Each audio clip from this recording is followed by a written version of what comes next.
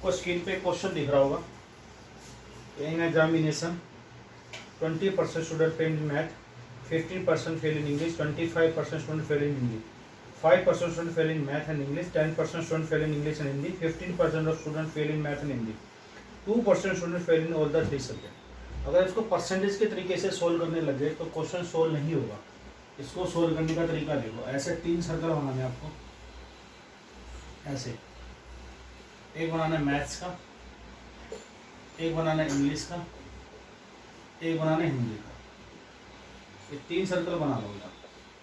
जैसे 3 सर्कल बनेंगे, अब इसमें देखो सबसे पहले 20% student fail in math, math पे 20%, 15% फेल इन इंग्लिश, इंग्लिश पे 15% और 25% फेल इन हिंदी।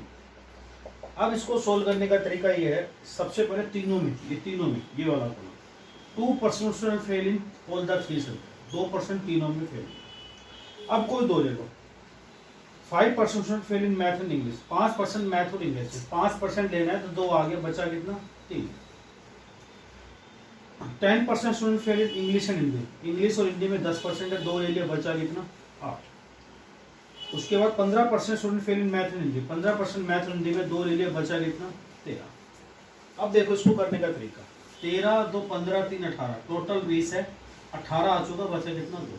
टोटल 15 है, 3 और 2 5 और 8 13, बचा कितना 2। 13 2 15 8 23, 25 में से गया बचा 2।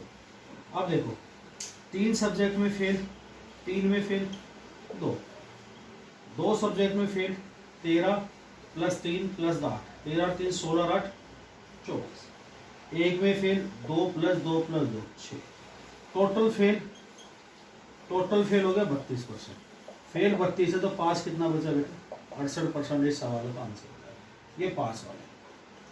तो ज़्यादा से ज़्यादा इस चैनल को लाइक करें, शेयर करें, सब्सक्राइब करें, ऐसी वीडियो आपको मिलती रहेगी।